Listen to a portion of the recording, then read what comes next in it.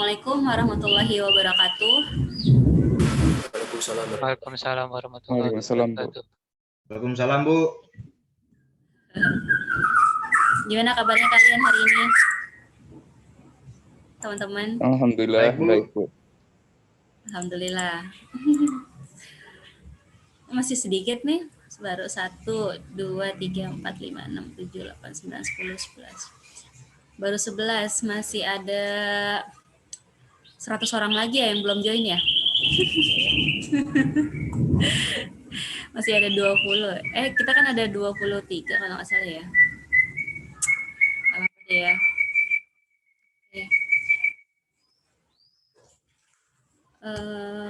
Agak gelap ya sebentar.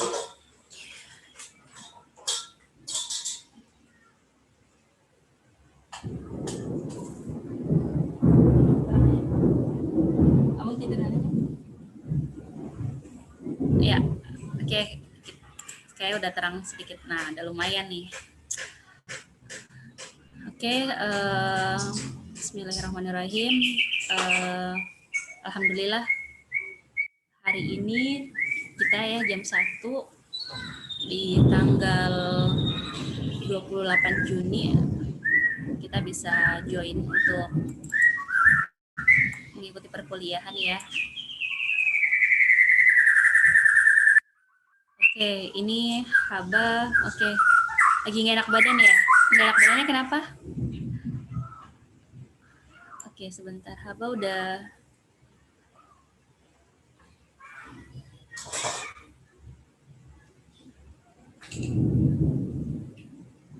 Oh, iya.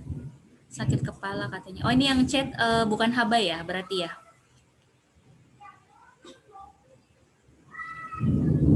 Oh, sakit kepala katanya. Oh, maksudnya untuk Aru. Ya, yang sakit kepala Aru atau Haba nih? Ahmad Baharu, iya. Oh, berarti Haba yang sehat, Aru yang sakit. Oh iya, nggak apa-apa. Izin tidak gabung dulu atau telat ya, nggak apa-apa. Oh, saya nggak baca ada kalimat Arunya di sini. Langsung izin tadi. Kirain Habanya yang sakit. Oke, nggak apa-apa Haba. Terima kasih informasinya. Semoga tadi juga ya Kamalia Japri saya tadi katanya izin lagi kurang sehat, katanya dia bilang badannya lagi nggak enak, katanya demam. Kita doain ya teman-teman kita yang belum bisa join, yang sedang sakit, semoga diberikan kesehatan ya, kesembuhan buat teman-teman kita semuanya ya, sehat-sehat, jaga kesehatan selalu ya. Oke. Hari ini insya Allah sebenarnya kita materi untuk probabilitas kemarin kita udah selesai ya, kita selesaiin kemarin minggu lalu ya, kita udah selesaiin materi probabilitas. Itu yang harusnya 2 pertemuan saya jadikan 1 pertemuan memang, karena kalau dibikin 2 pertemuan nanti dia terlalu bingung perbedaannya mana yang ada di kondisi non probabilitas sama yang di probabilitasnya sendiri gitu. Untuk kuis memang saya belum upload ya. Saya mempertimbangkan mungkin setelah ini ke depannya kita pakai kuis terus aja ya. Untuk kalian tetap bisa melanjutkan tugas ya. Nanti mungkin UASnya agak apa ya? Nggak apa-apa ya kita bikin video aja. Nanti kalian bisa kondisikan di rumah gitu ya. Novi siapa nih? Serius? Novita Sari atau siapa? Enggak Bu, dia emang kayak gitu. Hah? Dia diem. Oh, Firly sama Reza juga sakit. Novita Sari sakit jiwa. Oh, parah banget ini si Asber kalimat. Tahu Bu emang. Oh, Meli Novita. Bener-bener. Oke. Hari ini kita belajar praktek ya. Mungkin yang di rumah udah ada komputer atau laptop yang mendukung atau yang support, kalian nanti udah bisa install Orange ya, silahkan. Jujur di sini saya untuk laptopnya masih belum support ya, ini saya lagi usahain. Memang dari kemarin tuh udah dari hari Jumat saya coba diinstal ulang lagi, tapi ternyata ada yang kurang. Dia kayaknya harus perlu dibersihin dulu sekitar 12 giga. Saya butuh 12 giga lagi waktu itu untuk. Jadi aplikasi Orange itu ternyata melalui ini ya, Anaconda Navigator. Di Anacondanya ini nih saya udah bisa install ya. Cuman pas di Orange Tree-nya dia ada kendala, ternyata saya butuh 12 giga lagi untuk minta si Orange ini terinstall gitu. Saya coba pakai Jupyter juga, Jupyter dia lebih dari Orange ternyata. Udah saya cek ya, kan kalau bahasa R Studio kita belum belajar ke sana ya, bahasa pemrograman R. Kita lebih fokusnya di GUI-nya dulu karena kalian kan baru semester 2 di graphic user interface, jadi kalian lebih banyak klik-kliknya. Kalau di Orange ini enaknya gitu, tinggal seret, di drag langsung ya, tinggal dikasih option perintahnya apa gitu. Nah, di sini teman kita alhamdulillah udah ada yang bisa berhasil. Ini dari Kakak Asberg ya, nanti beliau yang akan bantu menjelaskan sederhananya untuk pemula nih kalau belajar Orange itu dari mana. Untuk pemula itu bisa menggunakan teknik jenis-jenis ya, dari kan banyak nih, big data itu kan turunannya dari statistik. Statistik turunannya adalah big data. Big data turunannya adalah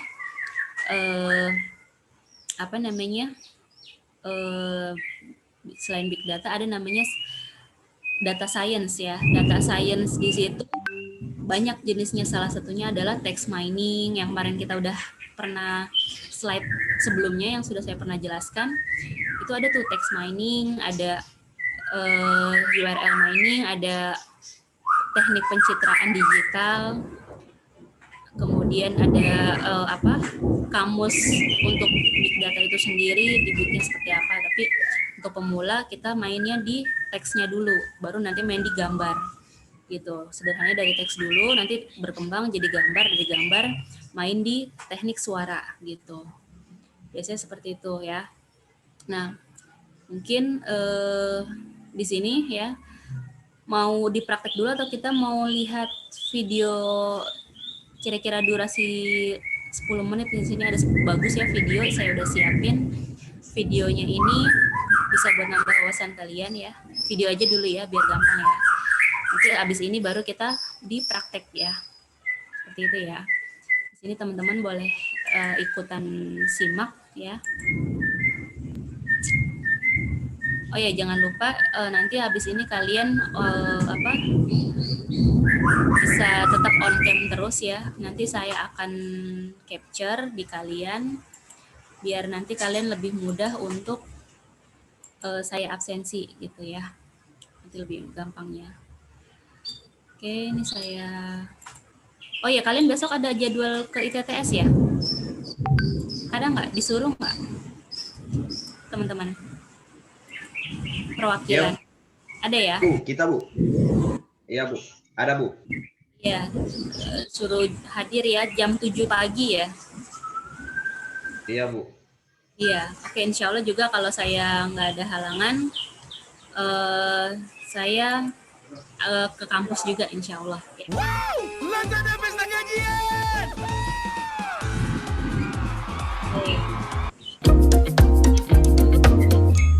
Ingatkah Anda pada diri Anda 10 tahun yang lalu? Dunia di sekitar Anda sangat berbeda dari sekarang, bukan? Tidak heran, abad ke-21 adalah abad kemajuan teknologi yang pesat. Dan sekarang kita sedang maju dengan kecepatan menakjubkan. Jadi dunia kita akan seperti apa ya di tahun 2025? Kita punya 5 tahun lebih sedikit lagi menuju 2025. Dan sepertinya akan ada banyak hal-hal menarik dalam waktu 5 tahun. Ayo kita cari tahu. Panel surya akan mengalahkan bahan bakar fosil dalam produksi energi, yang menjadi sumber energi terbesar di planet ini. Para peneliti dari Thomson Reuters yakin ini akan terjadi karena pemakaian.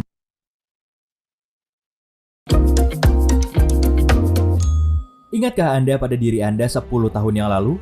Dunia di sekitar Anda sangat berbeda dari sekarang, bukan? Tidak heran, abad ke-21 adalah abad kemajuan teknologi yang pesat. Dan sekarang kita sedang maju dengan kecepatan menakjubkan. Jadi dunia kita akan seperti apa ya di tahun 2025? Kita punya 5 tahun lebih sedikit lagi menuju 2025. Dan sepertinya akan ada banyak hal-hal menarik dalam waktu 5 tahun. Ayo kita cari tahu. Panel surya akan mengalahkan bahan bakar fosil dalam produksi energi, yang menjadi sumber energi terbesar di planet ini. Para peneliti dari Thomson Reuters yakin ini akan terjadi karena pemakaian material baru dan modern. Dengan material ini, panel surya dapat menyerap lebih banyak sinar matahari, bahkan saat mendung. Realitas tertambah dan virtual akan menjadi hal yang biasa. Sekarang, keduanya masih cukup baru dan mentah. Tetapi 5 tahun lagi, ini akan menjadi teknologi yang digunakan orang-orang di kehidupan sehari-hari. Misalnya, Anda dapat melakukan tur virtual keliling hotel sebelum memesan kamar. Atau bagaimana dengan mencermati model 3D semua barang di toko sebelum menaruhnya ke keranjang. Praktis. Berbicara tentang augmentasi, manusia sendiri juga akan menjadi lebih maju. Chip mikro akan ditanam ke dalam kulit daripada menggunakan kartu identitas kertas atau plastik. Anggota tubuh bionik akan memiliki semua fungsi lengan dan kaki yang betulan. Implan meningkatkan kerja organ dalam, dan seterusnya. Tahun 2025, semua ini dan masih banyak lagi akan tersedia secara massal, menjadi lebih populer dan murah. Kemacetan lalu lintas akan terselesaikan atau sangat mendekati terselesaikan dengan meningkatnya permintaan untuk mobil tanpa pengemudi dan bahkan mobil terbang. Wah, sudah tidak sabar rasanya. Faktor manusia akan menurun drastis. Dan karena manusialah alasan utama dari kemacetan, kota-kota besar akhirnya dapat menikmati jalan yang relatif kosong dan kita semua dapat menyelesaikan keperluan kita dengan tepat waktu. Tidak sabar deh. Oh iya, bahan bakar minyak akan jadi ingatan saja di 2025. Kendaraan bertenaga listrik dan hidrogen akan menggantikan tenaga gas dari pasaran. Dan mobil bertenaga surya kemungkinan akan muncul dan secara bertahap menggantikan model lainnya. Bayangkan saja, semua mobil yang hanya memerlukan sinar matahari dan waktu untuk mengisi energi sebelum dapat digunakan untuk bepergian kemanapun kita mau. Tidak akan ada lagi kehabisan bahan bakar di tengah jalan. Internet of Things, internet untuk segalanya, atau IoT, akan ada di mana-mana. Rumah pintar, kantor pintar, bangunan pintar, semuanya akan terhubung satu sama lain dan hanya dipisahkan oleh jaringan internal yang tertutup. Tinggal sendiri tidak masalah, karena Anda akan dapat pulang dari kantor dengan rumah yang bersih dan makan malam hangat. Segalanya dapat dilakukan secara otomatis, hanya dengan beberapa klik di layar smartphone atau tablet Anda. Internet akan menjadi benar-benar global. Saat ini, hanya 3 miliar orang di dunia yang memiliki akses konstan ke web, sementara 5 miliar yang lain hanya memiliki akses terbatas atau tidak sama sekali. Beberapa perusahaan besar seperti Google, Facebook, dan SpaceX sudah bekerja sama dalam sebuah proyek yang akan menyebarkan internet ke semua penjuru dunia dengan kecepatan di atas 1 megabit per detik. Di 2025, seharusnya sudah berjalan. Artificial Intelligence atau kecerdasan buatan akan berinovasi besar. Dalam kurun 5 tahun, AI tidak hanya akan mampu menjawab pertanyaan sederhana dan mengikuti perintah, tetapi juga akan menjadi lebih kompleks dan semakin banyak ingin tahu. Bahkan, mungkin akan dapat diajak berbicara. Tidak seperti Siri sekarang ini, tetapi seperti Jarvis-nya Tony Stark. Intinya, ini akan menjadi penolong utama setiap orang. Dunia medis juga akan berkembang. Bahkan sekarang, semakin banyak kemajuan yang dibuat di bidang penting ini. Dan dalam waktu 5 tahun, para dokter akan menemukan solusi untuk penyakit-penyakit ganas yang kita hadapi sekarang. Ini termasuk obat untuk kanker, AIDS, diabetes, Alzheimer, dan banyak kondisi-kondisi lain yang mengganggu manusia selama ini. Tentunya, ini tidak semudah kedengarannya, dan awalnya tidak akan murah. Tetapi yang paling penting adalah jawabannya akan ditemukan, dan sisanya hanya masalah waktu. Genom manusia akhirnya akan dimengerti, dan hanya masalah etis saja yang tersisa sebelum modifikasi genetik manusia tersedia. Dengannya, kita dapat menghapus kondisi-kondisi genetik yang tidak diinginkan dari anak kecil, bahkan sebelum mereka lahir. Sampai saat ini, para ilmuwan dari seluruh dunia masih memperdebatkan kemungkinan ini, jadi pada 2025, masalah ini seharusnya sudah mendapat jawaban.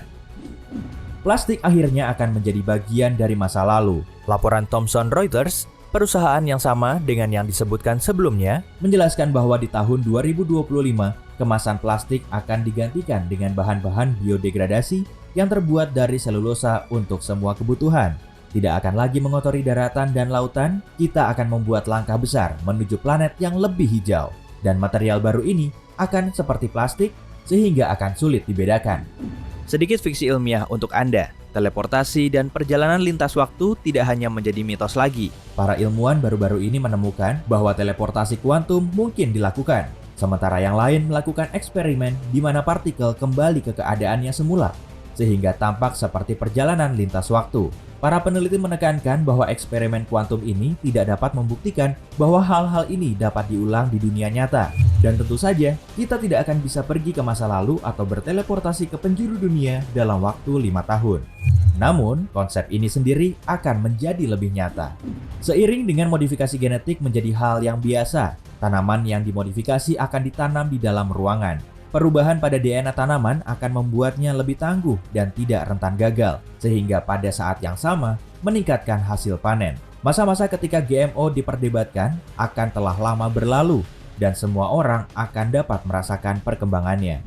Robot akan mengambil alih pekerjaan yang paling kasar di pasar. Jadi, manusia dapat mengalihkan perhatiannya ke tugas-tugas yang lebih intelektual dan membuat lahan-lahan baru untuk dipelajari. Semua yang dapat dilakukan oleh robot tidak memerlukan bantuan manusia lagi. Namun, di beberapa bidang, para pekerja robot ini tidak akan sepenuhnya mandiri. Mereka harus dikontrol oleh manusia, baik secara langsung atau dengan memprogramnya untuk mengerjakan hal-hal yang dibutuhkan. Masalah ini akan membuka pekerjaan baru, jadi tidak perlu takut bahwa robot akan mengambil pekerjaan kita dan menambah tingkat pengangguran. Berbicara tentang belajar, memperoleh keterampilan baru akan jauh lebih mudah dalam 5 tahun dari sekarang. Dengan pengembangan AR atau realitas tertambah dan VR, realitas virtual yang dibahas sebelumnya, bahkan keterampilan paling teknis tidak akan lagi membutuhkan kehadiran fisik di ruang yang sama dengan guru di sekolah. Ingin belajar mengendarai mobil? Ada simulator, tepat di dalam kenyamanan rumah sendiri. Bahkan metode belajar seperti ini belum akan terlalu dipakai, tetapi pasti akan mulai diminati oleh orang-orang dan bertambah populer seiring berjalannya waktu.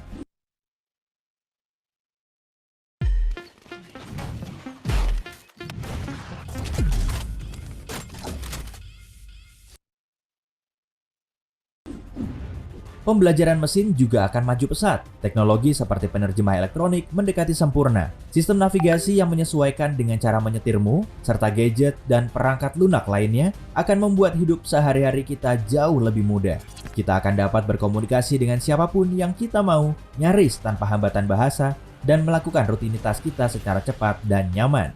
Dan semuanya berkat mesin pintar yang dapat mengajari diri sendiri dari lingkungannya, dan keputusan-keputusan yang diambil baik oleh manusia di sekelilingnya atau mesin itu sendiri. Koneksi internet seluler 5G akan menjadi teknologi yang umum di sebagian besar negara dan kota-kota yang paling maju secara teknologi. Dengan 4G, dibutuhkan hingga 1 jam untuk mengunduh film dari web. 5G berada di level yang sama sekali baru, mampu mengunduh film yang sama hanya dalam beberapa detik. Kecepatan koneksi ini sangat mencengangkan, dan kemungkinan banyak hal dilakukan, mulai dari siaran acara olahraga secara real-time seperti yang dilakukan selama Olimpiade musim dingin di Pyeongchang tahun 2018, hingga manipulasi robot bedah jarak jauh oleh dokter.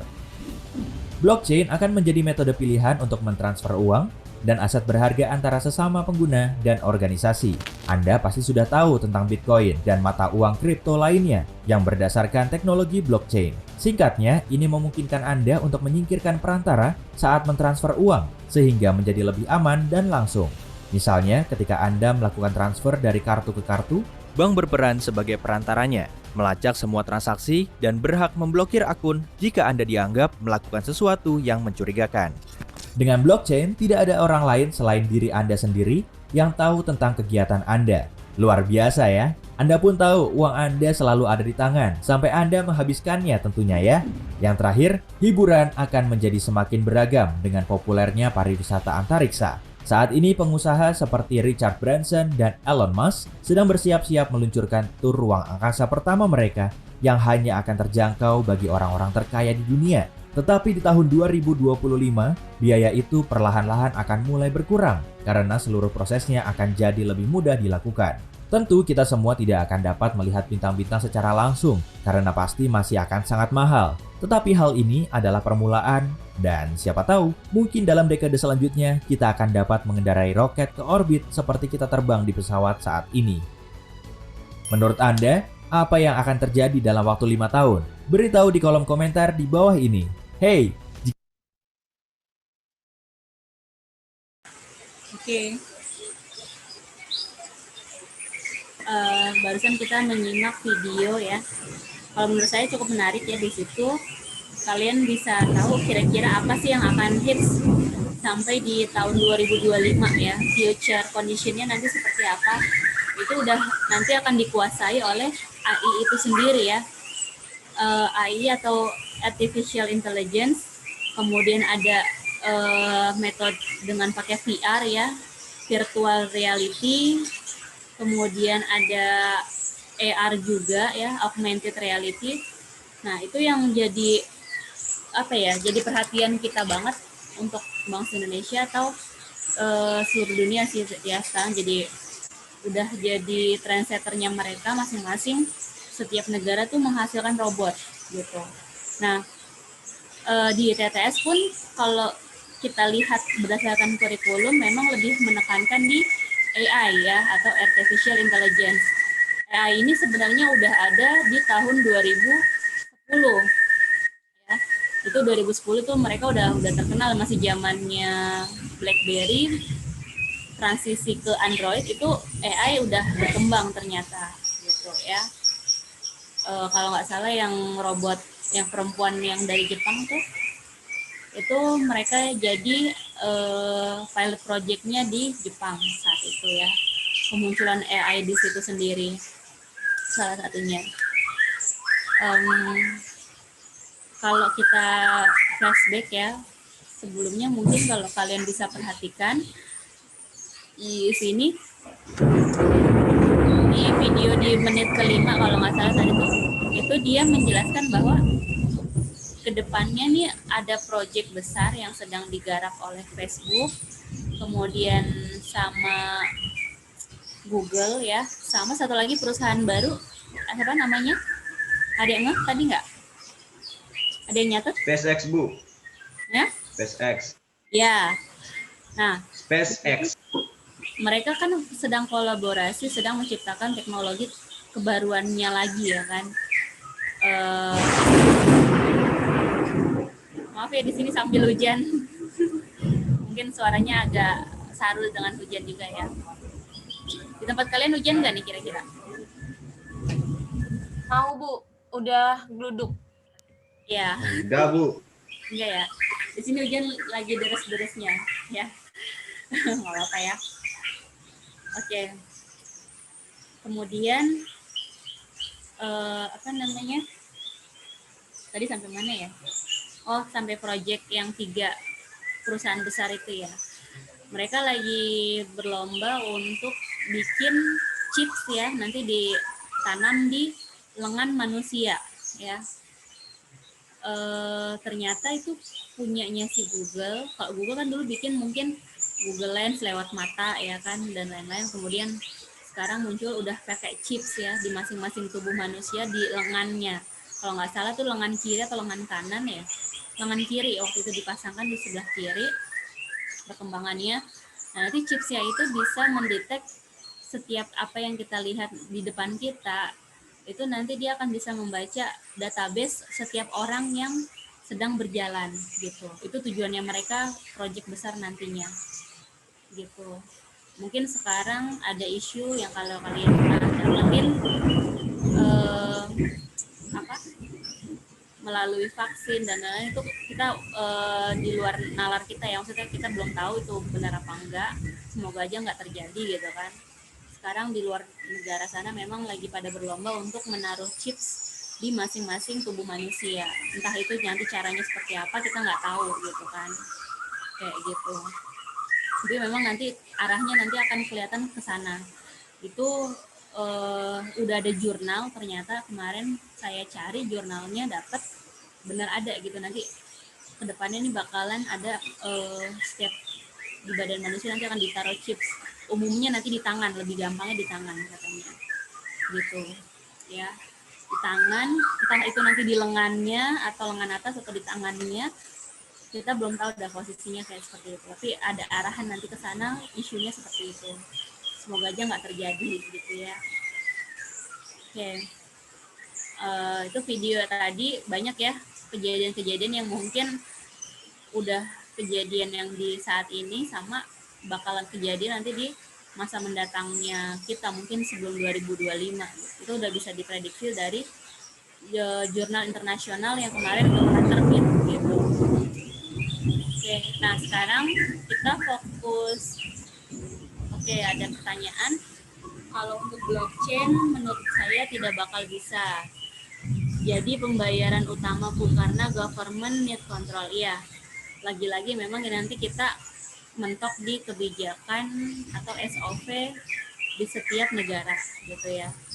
Oke lah, mungkin blockchain itu bisa maju di negara Amerika atau Jepang, tapi blockchain itu nggak bisa diterapkan di Indonesia misal atau di Malaysia. Nah, jadi pertukaran transaksi uangnya mereka terhalang sama kebijakan atau SOP sih memang. Jadi nggak mutlak nanti bakalan bisa dijadikan sebagai pembayaran utama, tetap berupa uang kartal atau giral ya kalau kita sebutnya, uang kertas atau uang logam sebagai transaksi kita gitu. Ya, memang di Indonesia juga belum ada namanya bank sentral khusus untuk blockchain itu sendiri. Ya, kalau kita perhatikan di BI aja mereka belum berani untuk ngambil blockchain itu sebagai pasar utama mereka gitu ya. Masih belum siap lah kalau dilihat. Dari sisi kesiapan alat pengadaannya juga masih jauh kalau untuk blockchain itu sendiri. Jadi memang baru bisa diterapkan di perusahaan-perusahaan setahu saya ya itu di sekelas, katakan dia memang udah multinasional atau bukan multinasional lagi ya, mungkin udah internasional. Di sana mereka harus diperharuskan pakai blockchain gitu. Blockchain juga banyak plus minusnya ya, jadi nggak selamanya dia nguntungin kita gitu kalau untuk blockchain itu sendiri. Kayak gitu ya. Kalau teman-teman pemikirannya kira-kira di blockchain itu seperti apa kalau misalnya diterapkan di Indonesia nih, katakan misalnya orang udah berani nih menerapkan blockchain. Kira-kira hambatan lainnya selain SOP kebijakan, selain nggak ada support, katakan misalnya dari BI, katakan ada yang berjalan sendiri tapi itu banyak perusahaan udah join di situ berkelompok, kira-kira gimana menurut kalian? Tetap bisa jalan atau tetap paling berjalan mungkin setahun 2 tahun atau 5 tahun ke depan aja gitu? Nah, pendapat kalian gimana kira-kira? Ada yang bisa ini? Ya? Kalau menurut saya nggak bakal lama sih Bu, karena blockchain kan nggak bisa nggak bisa menjaga keamanan gitu Bu. Kalau kita pakai blockchain itu bisa terjadi konflik-konflik semacam pencucian uang atau pengiriman uang antar kelompok kriminal bersenjata, teroris. Itu kan kita nggak bisa dikontrol tuh. Ya Bu. Berarti memang nggak bisa ya. Kalau saya juga sih pribadi agak susah sih kalau dia dijalanin pure total di Indonesia tuh sulit gitu ya. Karena blockchain ini sendiri masih di apa ya? Iya, kalau blockchain dijalanin memang tidak tidak bisa sustainability itu nggak bisa berlangsung lama ya kalau sustain di situ. Terus juga memang ya itu juga ya salah satunya kalau kita lihat, nah ya rawan pencucian uang karena memang itu bisa dimanipulasi lewat blockchain. Jadi orang bisa transfer pakai nama siapa, nanti di blockchainnya itu nanti di-update lagi dari blockchain, kemudian nanti di-update lagi bahwa duit ini bukan pure punya dia, tapi katakan misalnya nih boleh dari kriminalitas atau dari ya mungkin teroris ya, bisa jadi seperti itu juga gitu. Jadi memang nggak ketahuan kalau pejabat-pejabat atau orang yang tahu ngerti proses blockchain terus mereka pasti sering dimanipulasi gitu. Itu yang udah kejadian pernah ya di beberapa kasus. Belum lama kasus blockchain, akhirnya di situ blockchain udah mulai goyang ya. Awal-awal kan dilihatnya kan blockchain itu bagus nih, gini. Nanti akan keuntungannya seperti ini. Tapi pas udah real kita lihat lebih detail, ternyata di situ di dalamnya banyak disalahartikan lagi sama orang-orang tertentu lah ya, gitu. Ya gitu sih, kemarin sempat kejadian di daerah mana ya? Daerah Banyuwangi atau Bali gitu, daerah timur sana pokoknya, itu sempat kejadian dari blockchain tadi. Dianya udah keluar negeri tapi ternyata dia udah manipulasi di Indonesia dulu sampai dia nggak ketahuan gitu ya. Uniknya di situ memang kalau blockchain gitu ya. Kayak gitu. Oke, yang lain ada yang mau menambahkan? Oke, Erlan, Bu, di Indonesia udah ada beberapa perusahaan seperti PT Indodax Nasional Indonesia dan PT Indonesia Digital Exchange. Oh, yang IDEX ya? Iya, itu. Nah, kalau itu kurang tahu ya, kita nanti bakalan kalau mereka kan memang kiblatnya kan ke barat ya. Kalau IDEX itu ya hanya melayani trading sementara bukan transaksi. Iya, dia hanya perputaran tabungan ya kalau kita bilang tuh ya. Dia bisa melayani untuk pengambilan kayak deposito, tapi deposito yang jangka pendek doang gitu. Itu bukan dipakai untuk transaksi. Beda-beda PT memang. Tapi kalau misalnya PT ini nanti katakan ada yang memayungi, yang besar kemungkinan memang nanti blockchain-nya itu bisa tambah parah sih. Maksudnya untuk transaksi-transaksinya tuh masih bisa manipulasinya tambah besar lagi. Jadi pencucian uang lebih banyak lagi di situ. Gitu. Ini biasanya kita memang belajar di e-commerce ya. E-commerce nanti kita ada istilah belajar bab modulnya itu money laundering, money laundering, terus kemudian kalau nggak salah ada belajar kalian tentang hukum-hukum undang-undang ITE, nanti di situ juga ada gitu ya.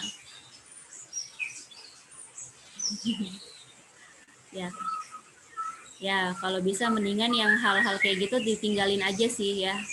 Saran saya apalagi kalian kan mungkin banyak coba-coba ya untuk ikut sana ikut sini. Nah sebisa mungkin diselektif aja, jangan sampai oh ini bagus nih, oh ini bagus gitu kan, tapi kita nggak tahu di jangka panjangnya ternyata nanti ngerugiin kita gitu ya. Biasanya memang trik tertentu seseorang itu buat ngajak kita untuk aware sama aplikasinya mereka.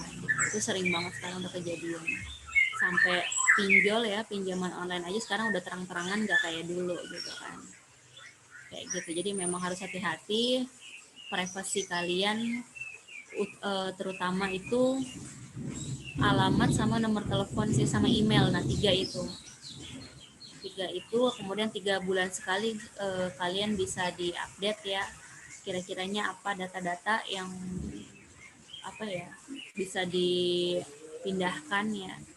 Sekarang apalagi kan Google Drive aja udah murah banget kan, kalian beli katakan ukuran 500 giga misalnya, atau kapasitasnya misalnya 100 giga untuk penyimpanan Google Drive ya kan, kalian kan maksimal kan bisa cuma 15 giga kan yang disediain oleh Gmail, tapi sekarang udah diperjualbeliin harganya itu 20.000 sampai 100.000 aja udah bisa gede banget kita dapetin gitu ya.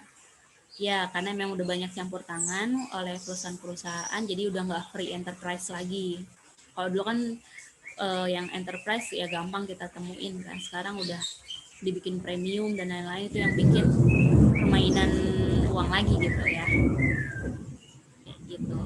Oke, Bang gitu aja ya pembahasan kita. Nah sekarang kita lari ke materi untuk prakteknya ya. Di sini prakteknya kedepannya mungkin saya akan minta kalian untuk install Anaconda Navigator ya. Nah ini gambar tampilan Anaconda Navigatornya. Di sini banyak ya, jadi dia seperti template yang menyajikan dashboardnya banyak nih sini. Ada command prompt-nya, ada data lore, ada PowerShell, ada konsolnya, belajar R Studio ya, bahasa pemrograman R, Kalau R biasanya dia untuk belajar grafik juga bisa dia kalau untuk RStudio. Kemudian kalau kalian belajar R itu mirip-mirip kayak belajar bahasa Python ya. Kurang lebih hampir sama lah kalau R itu. Cuman di sini Python itu masuknya bisa ke Jupyter juga. Orange yang jadi fokus utama kita ya kali ini. Nanti kalau kalian udah install Anaconda Navigator ya. Oke, Haba bilang di kampus luar di US udah pakai Arbu untuk kurikulumnya. Iya. Utamanya kalau nggak salah tuh saya terakhir baca artikelnya itu di Eropa sana mereka udah fokus di R dari tahun 2013.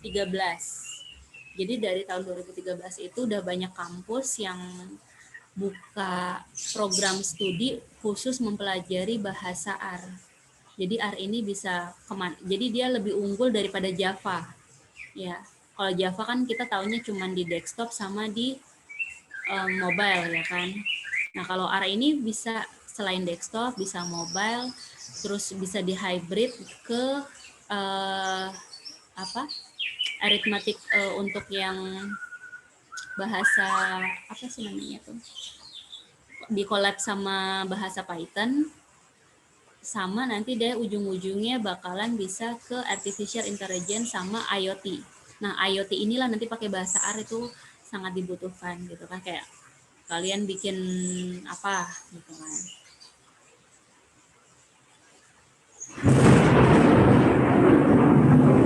Iya, kalau Orange memang kita masih belajar di GUI-nya ya. GUI itu kepanjangan dari Graphic User Interface, artinya kita belajar di klik-kliknya dulu. Jadi nggak langsung ke codingan. Kalau codingan kan kayak bahasa R. Bahasa R tuh pure dia rata-rata codingan. Codingan, di-compile, baru di-run, dijalanin. Gitu. Itu kalau bahasa R ya. Kalau Orange memang dia untuk pemula cocoknya memang dia belajar udah klik aja. Jadi tinggal seret-seret aja, dikasih perintah sedikit jalan gitu. Kalau Orange gitu ya.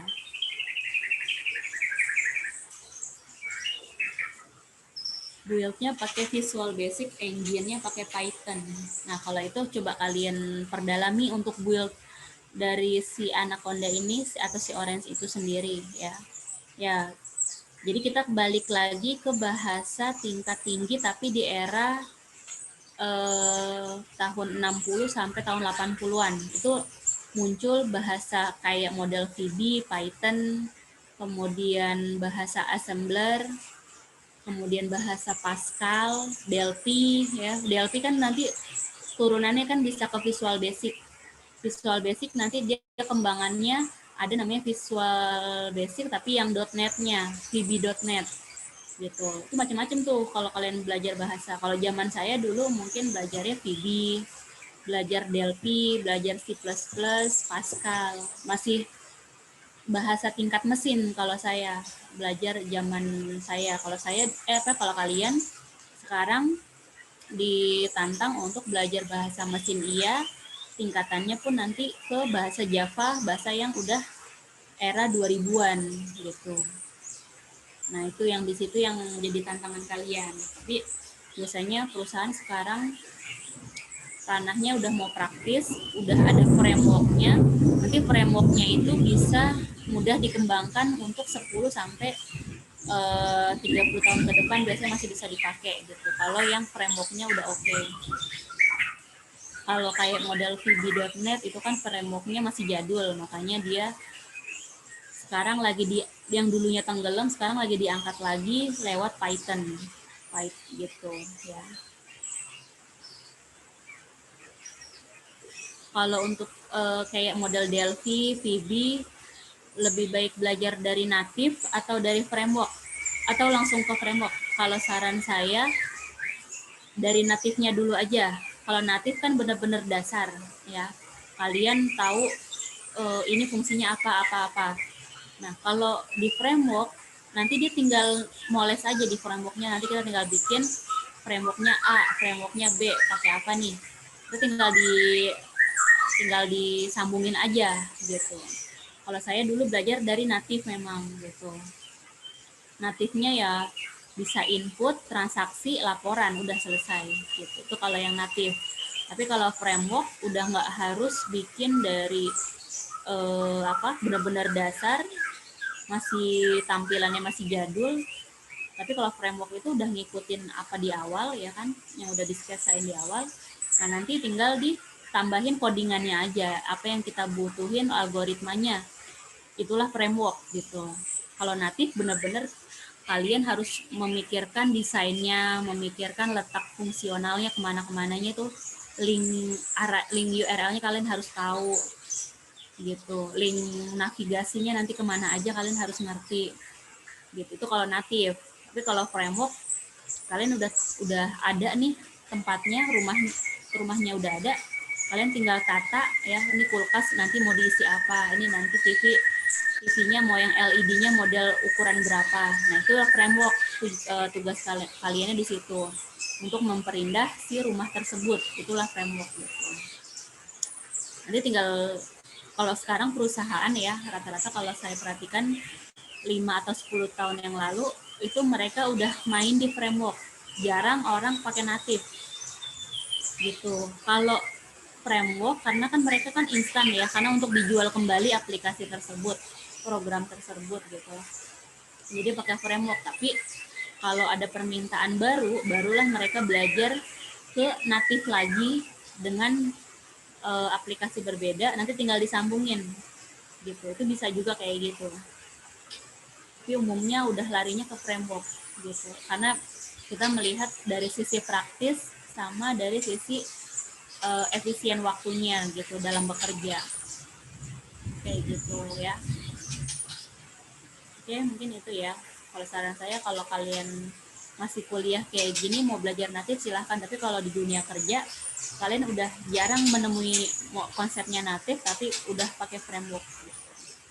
Ya. Oke. Sampai sini mungkin saya minta untuk Asbak jelaskan sedikit ya terkait Orange 3 ya. Udah siap Asbak? Halo? Oh, oke. Udah ya. Nah, ini ada file txt ya. Nama labelnya China. Isinya ini bisa kita lihat. Di sini saya bikin. Nah, ini saya sharing ke kalian. Nah, ini ada kumpulan satu file di china.txt. Dia ada 13 line, 75 kolom. Nah, setiap kata di sini kan beda-beda, atau ada juga pengulangannya. Nah, sekarang kita ingin olah ya. Oh, oke. Nggak apa-apa, kita mulai dari teksnya dulu ya, china.txt dari awal. Kemudian nanti URL, terus kalau mau coba mining point dari berita online, silahkan. Mungkin nggak apa-apa sekarang Asbak untuk sharing ini ya, sharing screen coba. Ini saya off. Oke, silahkan.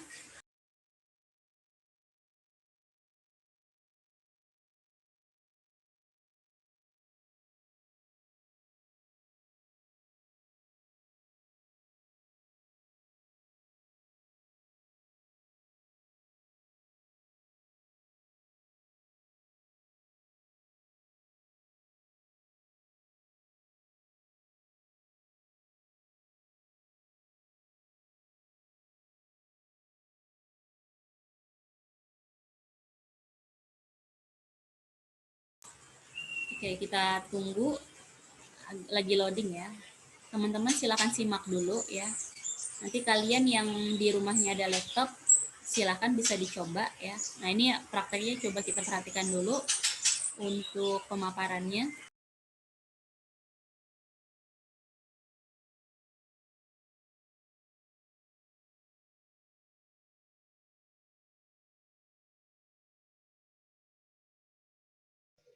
Halo Bu, kelihatan Bu? Ya, kelihatan udah. Oke.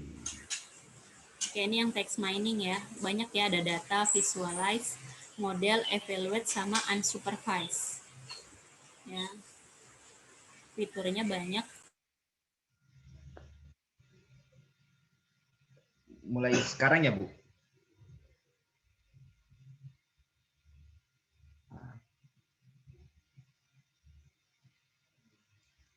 Oke teman-teman, pertama kalau kita udah masuk di Orange, itu belum bisa untuk kita ambil file yang berbasis teks. Jadi kita harus install lagi toolsnya di Options, Add-ons, di Add-ons. Nanti tampilan Add-ons-nya seperti ini, lagi loading.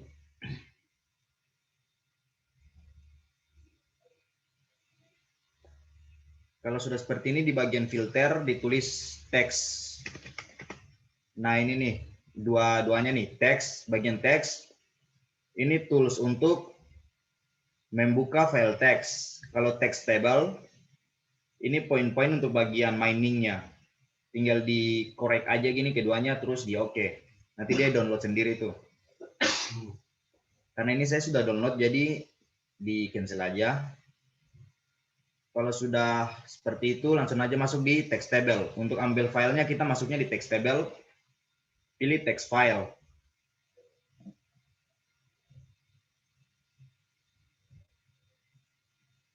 Nah, kita masukkan text file.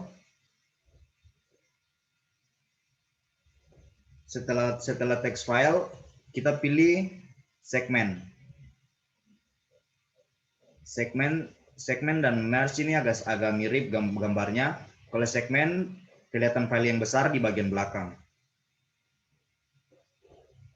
Kalau udah segmen, kita pakai yang ini. Seperti anak panah berbentuk lingkaran. Anak panah berbentuk lingkaran.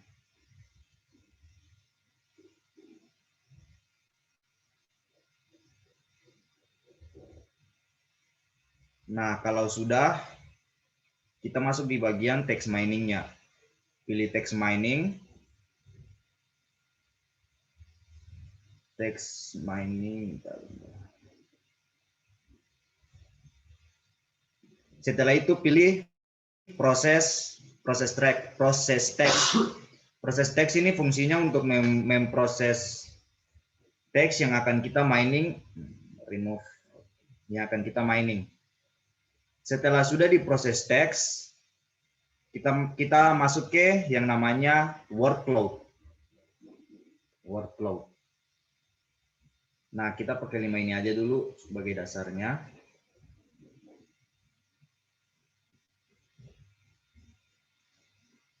Bagian titik-titiknya ini kita klik, terus disambung ke segmen. Kalau udah tersambung, dari segmen kita sambung lagi ke interchange. Interchange kita sambung ke pre-process text. Bagian pemrosesan teks di sini. Dari bagian pemproses kita langsung pada poin ujungnya, yaitu workload sebagai penampil dari hasil miningnya. Langsung saja untuk masukkan file, kita masuk di teks, klik 2 kali. Browse untuk pilih file mana yang mau di miningkan.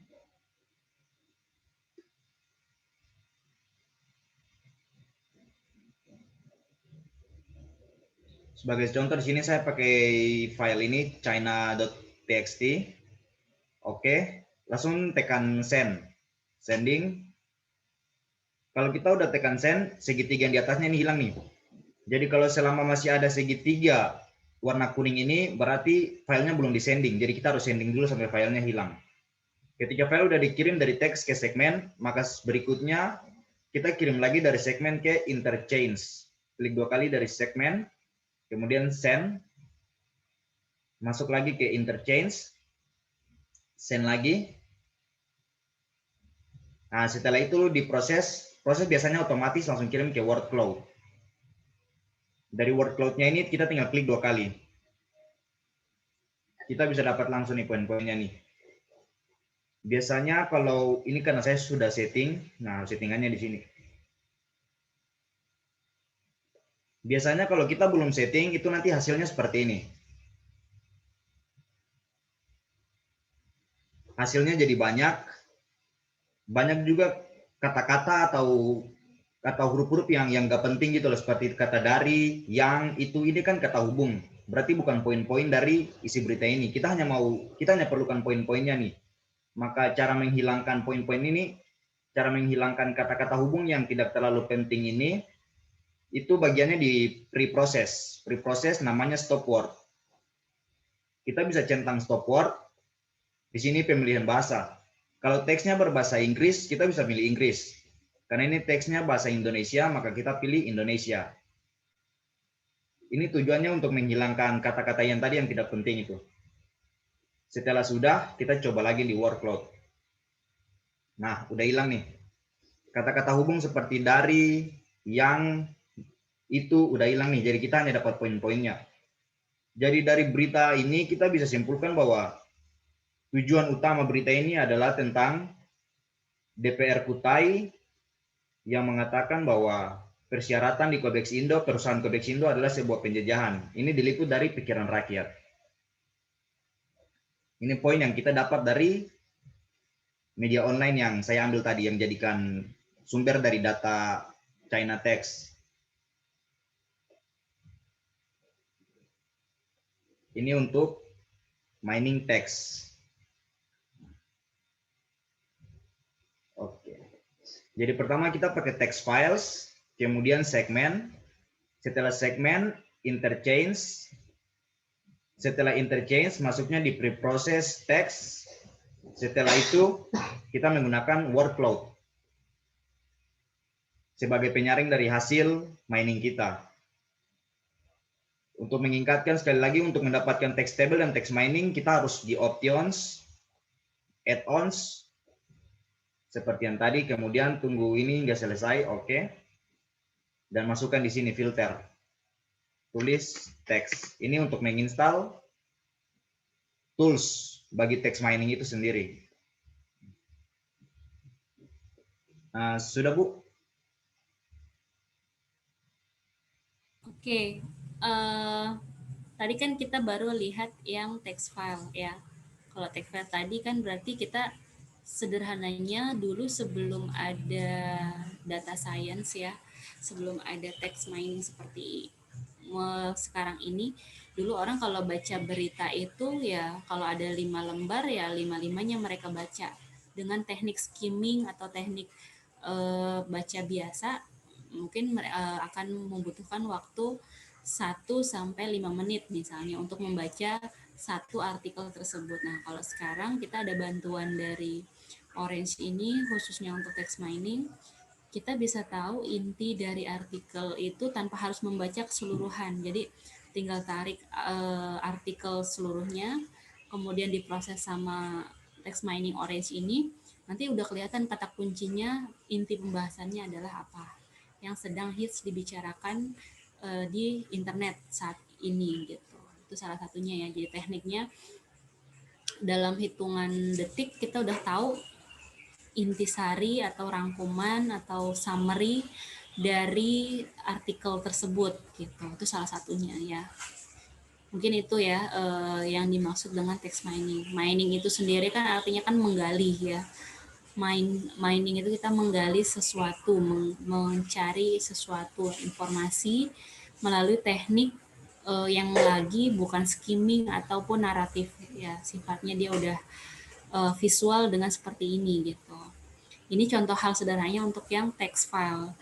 Ada juga teknik yang kedua, ini kalau kita lihat ya text mining, di sini macamnya banyak kan, ada import dokumen, ada The Guardian, ada yang dari New York Times, itu udah bisa langsung ada ya di sini. Kemudian ada dari Twitter ya, tweetan orang ya, tweet-tweetan orang itu kita bisa tarik dengan kesimpulan dalam beberapa detik kita udah bisa dapat ribuan tweet orang dalam hitungan detik. Itu tekniknya gitu dari Twitter lewat text mining. Kemudian ada di sini kita ingin tahu ya similarity hashing atau kesamaan dari keseringan data yang muncul di setiap artikel, similarity-nya berapa persen gitu. Kemudian ada istilahnya namanya sentimen analisis. Sentimen analisis berarti membaca membaca sentimen masyarakat, kemudian kita menganalisa kira-kira artikel atau orang ini berdialog di dunia maya itu lebih banyak negatif atau positifnya ya. Itu kita bisa tahu dari sentimen analisis gitu. Kemudian ada banyak ya, ada skor dokumen, ada workload tadi yang kita udah terapin tekniknya ya, ada word enrichment ya. Ini enrichment ya di sini ya, bukan enhancement. Nah, ada dokumen map juga gitu.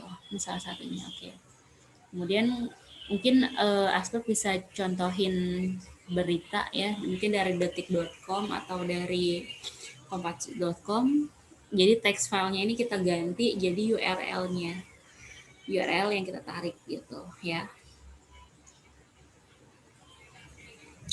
Oke, kita coba buka Google. Misal kita mau ambil apa, berita apa. Misalnya boleh deh Twitter, kemarin kan kita udah coba Detik ya. Oke, Detik News boleh, atau Detik Bola boleh, Detik Finance boleh. Coba diambil, silahkan. Oke, Detik Sport ya boleh. Detik Sport ini kalian mau ambil bolakompas.com. Nah, ini kan banyak nih. Misalnya coba atas aja. Kita dari navigasi aja lebih enak. Navigasi, pilih misalnya apa? Health atau food atau edukasi, bebas ya. Oke, bola, news silakan. Liga Italia misal atau apa? Liga Inggris. Oke, Liga Champions. Nah, URL di https bola.kompas.com/Liga Inggris. Nah, itu coba, itu kan dia udah banyak artikel tuh. Pasti artikelnya itu dari tahun 2021 bulan Juni mundur misalnya sampai tahun 2001 misal. Kalian coba ambil aja dari bolakompas.com/Liga Inggris. Coba itu di copy paste ke orange-nya.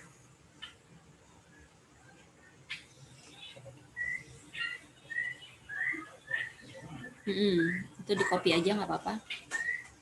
Pindahin URLs. Kemudian itu dimatikan konektornya. Kita panggilnya konektor ya. Kalau penghubung antara field satu ke field yang lain itu dipanggilnya konektor ya. Nah, itu kita putusin dulu konektornya, kita connecting dari URL ke segmen berarti. Oke. URL-nya jangan lupa diganti jadi tadi ya, yang bola. Double klik. Nah. Oke. Paste. Oke, processing. Nah, dia ada 153.058 elemen ya. Kemudian udah segmennya sekarang di send ulang berarti. Jadi kita refresh ya, kita send. Jadi kita mengupdate inputan yang terbaru, maksudnya itu.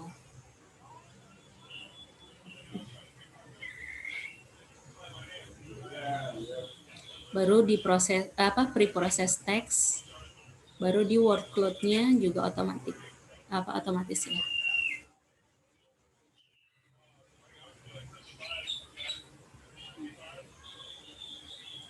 Oh, ini yang muncul banyak ya. Dia bahasa-bahasa mesinnya juga keluar ya, Aspek ya. Class div. Oke. Kalau disederhanain yang kayak gitu-gitu nggak muncul gimana ya? Tekniknya saya masih nyari juga sih. Itu harus buka beritanya dulu Bu biasanya. Ya? Harus dibuka dulu beritanya Bu. Oh, beritanya. Nah, kita buka. Coba. Ini dulu nih. Iya, jadi diambil per artikel. Per artikel ya. Coba dulu. Kalau tadi kan kita kan baru satu kesatuan dari kategori ya, dari subkategorinya berarti. Sekarang per title coba.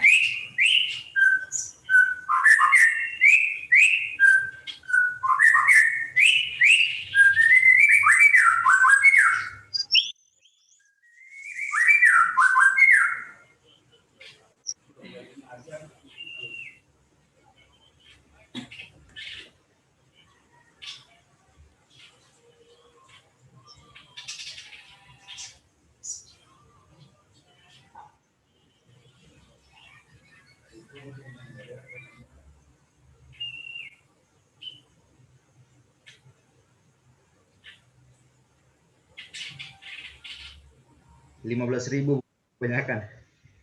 Gak kuat laptop. Berarti cari yang dikit ya. Kalau saya biasanya manual, Bu. Jadi beritanya di copy, beritanya dijadiin teks kayak tadi. Gak langsung dari webnya. Oh, jadi dia nggak Karena kebanyakan kalau dari web biasanya. Oke deh. Yang penting tekniknya udah ngerti ya. Tadi yang mau dikenalin satu lagi apa dari teknik pengambilan? Apa lagi satu lagi tadi aspek? Oh iya, Bu. Nggak, itu yang kayak tadi, Bu, jadi copy ininya, copy judulnya sama copy isi-isinya aja. Terus dijadiin text file. Iya. Baru nanti di ini ya, di-upload ya. Iya. Jadi langsung jadinya kayak China tadi, Bu. Jadi Oh, kayak kayak gitu. China.txt tadi ya. Oke. Itu tekniknya ya. Jadi nanti kalian bisa bisa tambahin di aplikasi Orange kalian yang kalian udah install ya. Di sini ada yang kendala laptop lagi nggak kira-kira teman-teman dari reguler?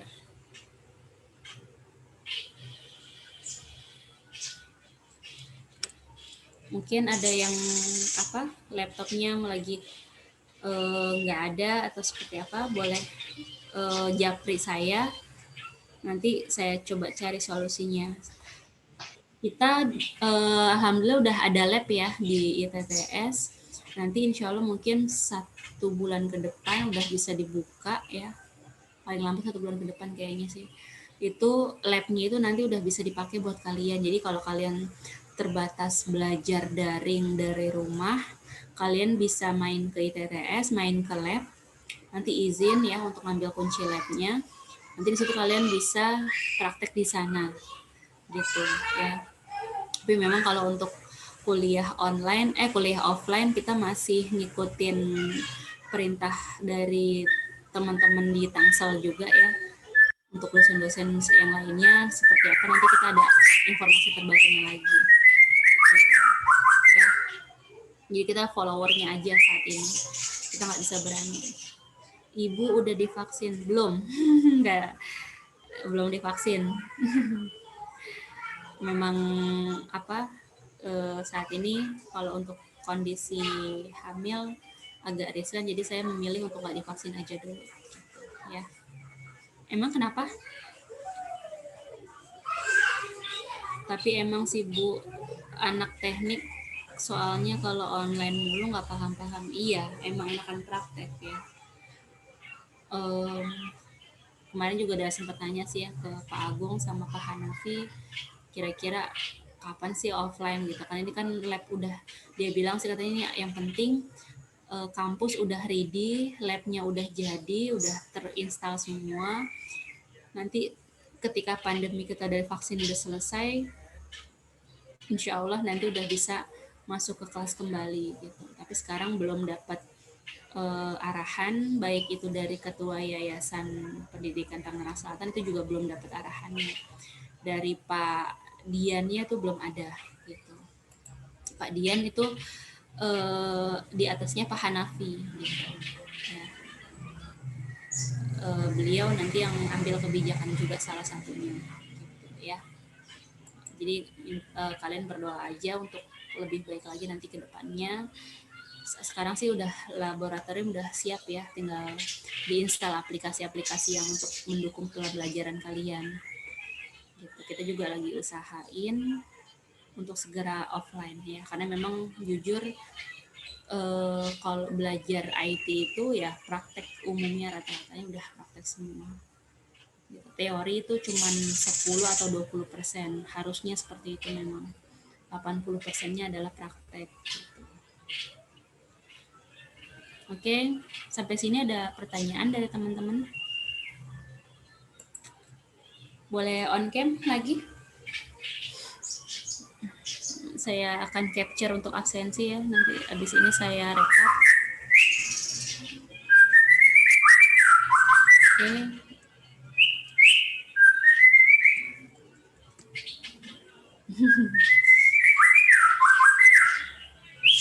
Oke, Novita Sari. Novita lagi di rumah ya? Aulia Puspanabe. Aulia habis mandi nih, habis keramas nih kayaknya nih. Habis kehujanan, Neng. Senyum-senyum aja. Erlan, Kartika. Oh, Kartika ngapain tuh Kartika? Ketawa Kartika. Kalian udah main di itu ya, rooftopnya ITTS ya? Saya aja belum naik.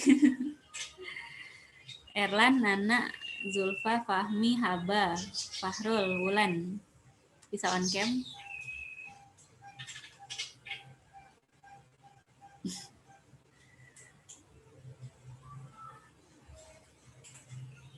Oke, Muhammad Fahrul, Zulfa, Haba,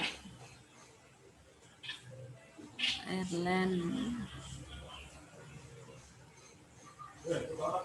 Oh, Erlangga ini ya, hacker banget nih mukanya nih. Oke. Nana sama Fahmi ini ya, Wahyu Gultom. Oke, nggak apa-apa ya Zulfa ya, belum bisa ya. Oke, nggak apa-apa. Oke, udah saya capture. Insya Allah absensi kalian nanti bisa saya rekap ya. Minggu depan kayaknya kita lebih banyakin di kuis aja ya, nggak apa-apa ya. Nanti saya udah bikin sih kemarin beberapa soal, tapi memang belum saya upload gitu. Saya mikirnya kayaknya Bu Rio Firly Reza sakit Bu. Oke, ini yang sakit sama izin di grup boleh deh di list ya. Nanti saya iniin, saya taruh di rekapannya lagi gitu ya, ditaruh di grup. Nggak apa-apa, nanti bisa saya data. Tadi si Aru ya sakit juga, sama Kamalia ya, Kamalia juga sakit, demam tadi dia bilang, katanya Bu saya demam. Nggak tahu sih itu, semoga aja bukan gejala COVID ya teman-teman. Paling itu ya. Iya, Reza biasanya ini. Berarti Reza nggak di ITTS dong ya? Ini Reza ini ya. Bukan Reza karyawan ya. Razul izin. Razul yang mana? Yang Rayhan Zulfikar. Oh, Zulfikar. Iya. Dipanggilnya Rajul. Nama orang cakep-cakep dipanggil Rajul. Oke. Ya udah, mungkin itu ya. Mungkin kita cukupkan perkuliahannya sampai sini ya. Semoga ilmunya tadi bermanfaat.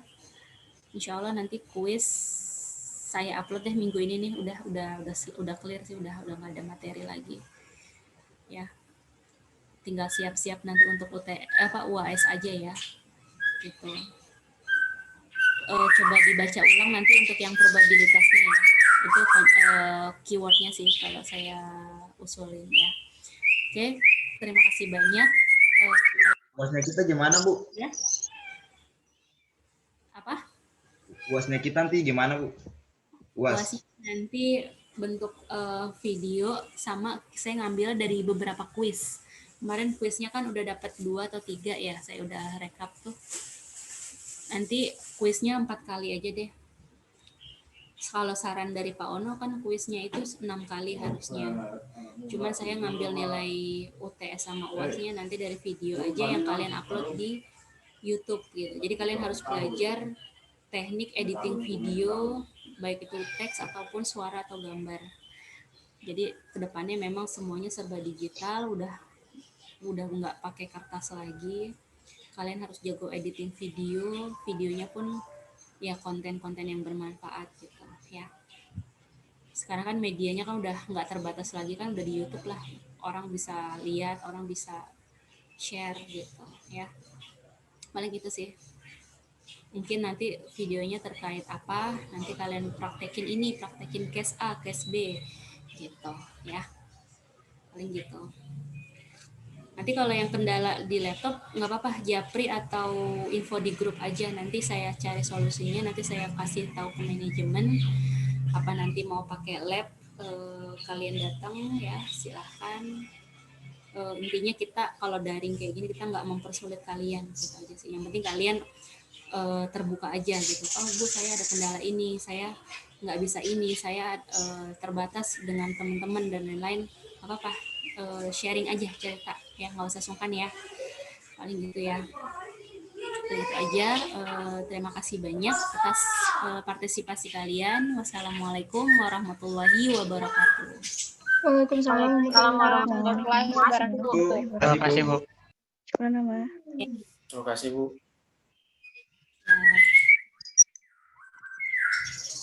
Oke.